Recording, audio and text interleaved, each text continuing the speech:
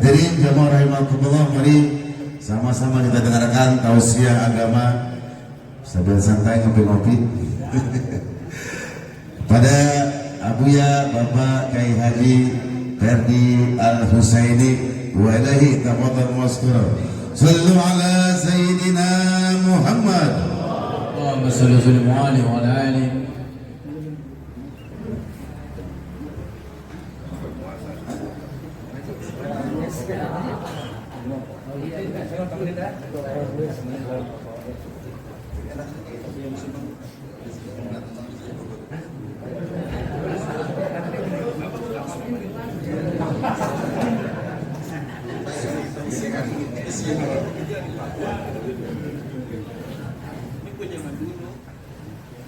Assalamualaikum warahmatullahi wabarakatuh. Bismillah walhamdulillah. Alhamdulillahi man aril mu'minina ilbahasa bihima rasulillah yatlu alaihim ayatihi wa yuzakihim wa yu'allimuhumul kitaba wal hikmah wa in kanu min qablu lafi dhalalin mubin. Allahumma salli wa sallim wa barik ala sayyidina wa habibina wa syafi'ina wa maulana Muhammadin wa ala alihi wa ashabihi mujahidin tahirin, amma ba'du. Pertama-tama yang sama-sama kita muliakan segenap para alim ulama, para kiai, para asatidz wal ustadzah, wabil khusus kegedean subuh gabungan. Iyalah, iya, Kiai Haji Ishaq Ismail, kita doakan beliau senantiasa Allah panjangkan umurnya, Allah selalu berikan kesehatan afiat, segala doa dan hajatnya selalu dikabul dan diijabah Allah Subhanahu wa taala. Tak lupa pula yang sama-sama kita hormati guru kita yang menyampaikan tadi pembacaan kitab, Kiai Haji Sya'roni, dan para kiai lainnya, Kiai Wahyu, banyak nih kiai-kiai semua yang saya tidak data namanya satu demi satu, mohon maaf. Dan kita sama-sama kita doakan guru-guru kita, mudah-mudahan selalu Allah lindungi dan Allah jaga selalu. Allah berikan kesehatan, panjang umur, untuk selalu Allah berikan juga keberkahan dalam kehidupannya semuanya. Amin ya rabbal. DKM Masjid apa ini? Merek Al-Hidayah. Merek ya. DKM Masjid Al-Hidayah Kiai Haji Sukim, yang beliau udah wanti-wanti dari minggu-minggu kemarin ya Kiai. Iya, saya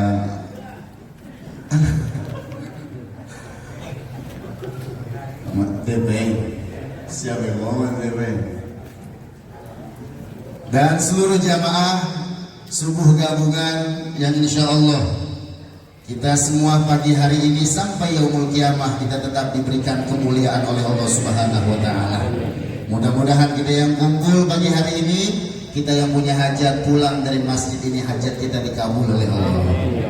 Kita yang punya masalah pulang dari masjid ini, masalah kita diberikan jalan keluar, solusi yang terbaik oleh Allah.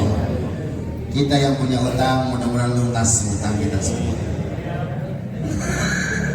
Amin ya rabbal. Puja dan bersyukur kita kepada Allah atas segala kenikmatan yang Allah berikan kepada kita. Patut kita sebagai hamba Allah selalu bersyukur atas nikmat yang telah diberikan Allah Subhanahu wa taala. Karena konsep dalam Al-Qur'an tidak mungkin kita diberikan nikmat yang banyak oleh Allah. Kalau nikmat yang sedikit, kita tidak mampu bersyukur di hadapan Allah Subhanahu wa taala. Kalau kepingin diberikan nikmat yang banyak oleh Allah, belajar bersyukur dari nikmat yang terkecil. Insya Salawat beriringkan salam semoga tetap tercurah kepada baginda alam, Nabi besar kita Nabi Muhammad Gak banyak yang saya sampaikan, ikan sepat, ikan gabus main di air tawar. Lebih cepat, lebih bagus. Perut kita udah sama-sama lapar. Ya Kiai, tadi request saya katanya cukup 5 menit katanya. Kalau lebih dari 5 menit tegur MC ya. Kalau nggak diri, awas nggak diri. Ya.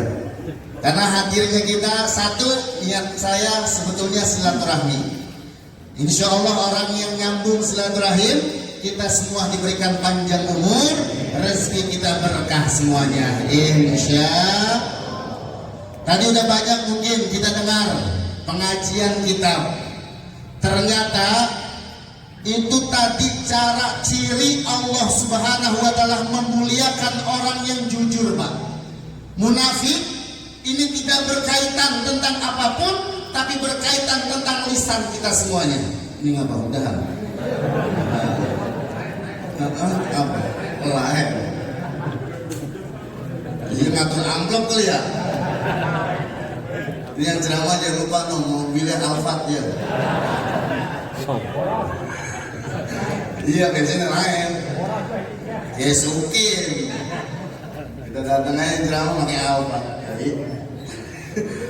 Berkaitan dengan lisan kita masing-masing, Pak. Ciri orang yang jujur adalah ciri orang yang selalu diberikan keberkahan oleh Allah Subhanahu wa taala. Kalau orang berkata tidak jujur, berarti dia ciri tanda orang munafik, bukan hanya di depan manusia saja, tapi di hadapan Allah Subhanahu wa taala. Sekarang kita Pak nilai, Pak. Lisan memang nggak punya tulang, Pak. Tapi kadang-kadang ngomong kita, kadang bohong, kadang bisa nyakitin orang. Betul Pak kata?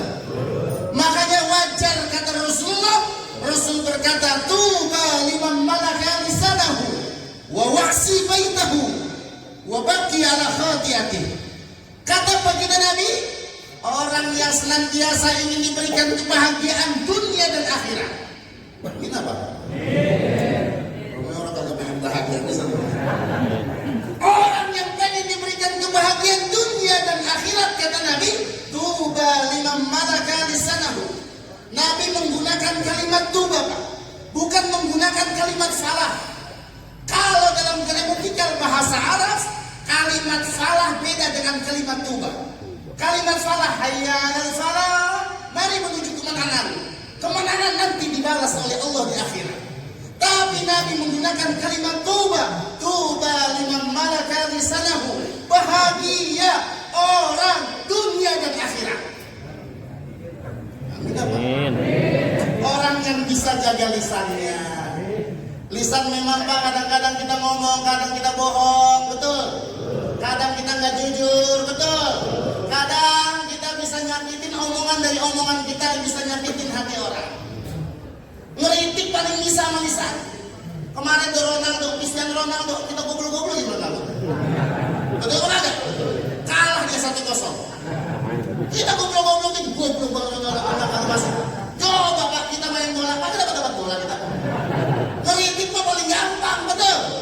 Ceramah lama banget kita kritik, ceramah lama banget. Coba kita dikasih mic, kagak ngomong tuh. Emang ngeritik mah gampang, lisan Pak. Orang bahagia udah dijamin sama Nabi. Orang yang bisa jaga lisannya. Yang kedua, wa wa'si baitahu, lapang hatinya. Kalau dalam bahasa secara harfiah, wa wa'si baitahu, luas akan rumahnya. Ini maksud rumah adalah hati, Pak. Orang tegur sapa gampang, sebut bahasa Betawi orangnya ajir. Betul. Ada kiai lewat suruh mampir. Kan bahasa mah nggak bayar, betul. Ustaz lihat guru kita lewat depan rumah kita, mampir kiai. Tahu mampir, ya beneran ini.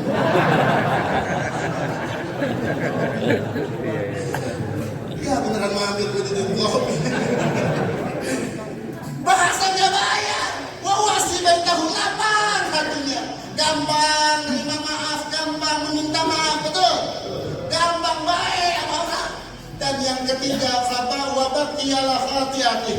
Kita sering nangis atas kesalahan dan dosa yang kita lakukan pada hadapan Allah. Insya Allah. Kita nyadar Pak, setiap malam Siti Aisyah itu kalau baginda Rasul pulang ke rumah, Siti Aisyah sering nangis Pak.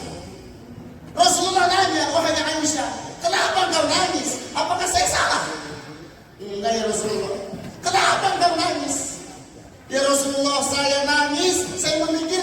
dosa saya banyak kepada Engkau ya Rasulullah. Kira-kira kita pulang ke rumah bini kita sering nangis ya Pak? Hah? Tapi kadang-kadang bukan bini Pak yang harus nangis, kita Pak yang harus nangis. Kenapa? Karena kita sering kali jujur sama istri. Betul. Ini saya punya cerita nih. Saya punya cerita Pak. Saya punya cerita Pak. Jawab toh. Tapi saya cerita di sini doang, jangan cerita kemana-mana lagi ya.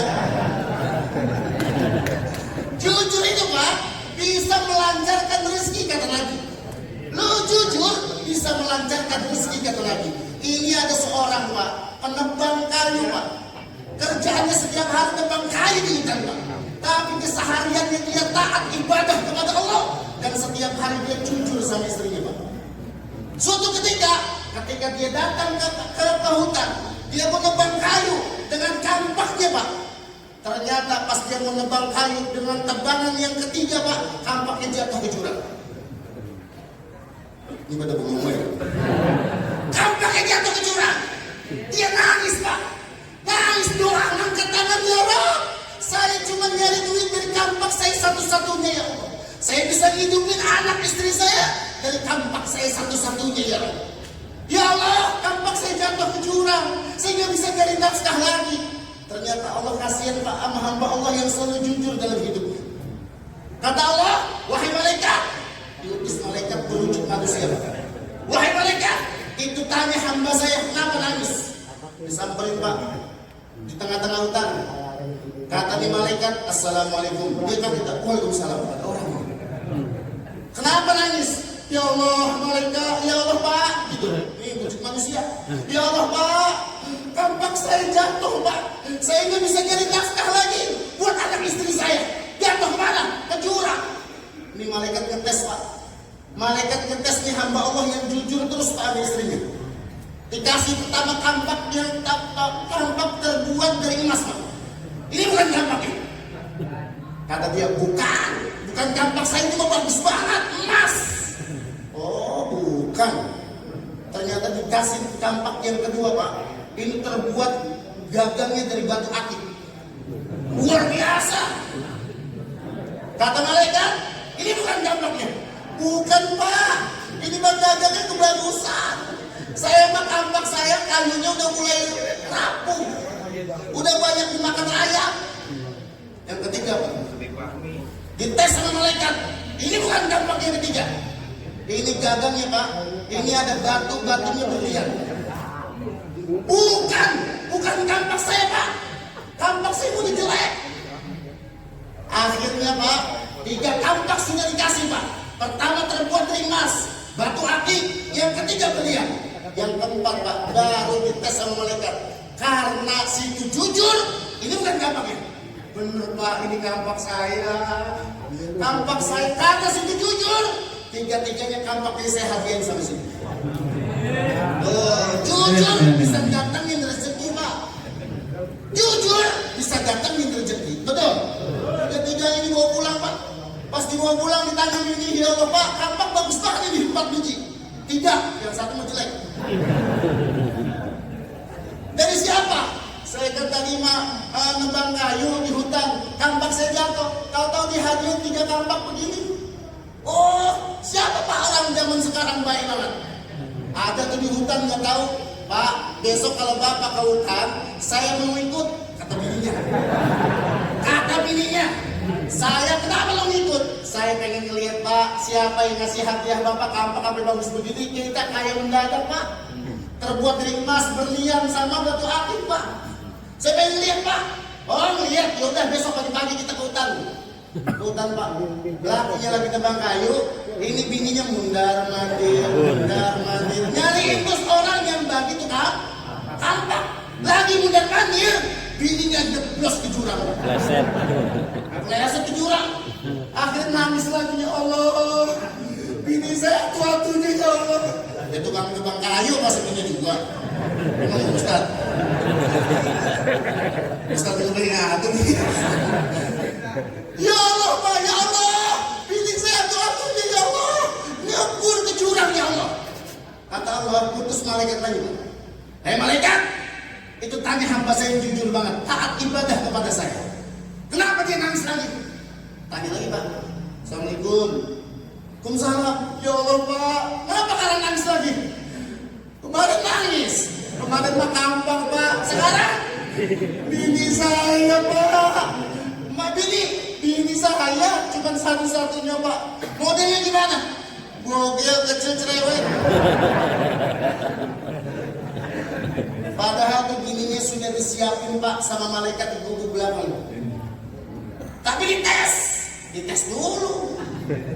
Pertama kayak Angel Karamoy. Ya. Dikasih dia. Pas kasih, ini bukan bini lo. Dia bilang, gua ngomong raga, cakep banget. Misalnya dikit. Terkadang orang kagak jujur cuma digoda sama perempuan kalau nggak kuat Pak. Betul Pak kan? Makanya ibarat kayak ceramah di Indonesia, perempuan itu ibarat sulit Pak, kelingking sama jempol. Ini kelingking perempuan Pak, jempol jabatan. Banyak orang runtuh jabatan yang cuma gara-gara wanita. Betul Pak kan? Iya, dites. Pertama Angel Karamoy, modelnya Pak. Wah, bodinya cakep, mukanya cakep. Kata nih laki-laki yang jujur taat sama Allah. Gua jawab kagak. Saya. Akhirnya jawab bener Pak. Itu bini saya. Bininya keluar dikasihnya. Lu bohong. Gua diuji begini doang. Kalau gua jawab bukan, ntar ditimbulin lagi yang kayak cantik-cantik lagi. Gua biar kelar baik begitu. Pinter kan laki-laki. Assalamualaikum warahmatullahi wabarakatuh.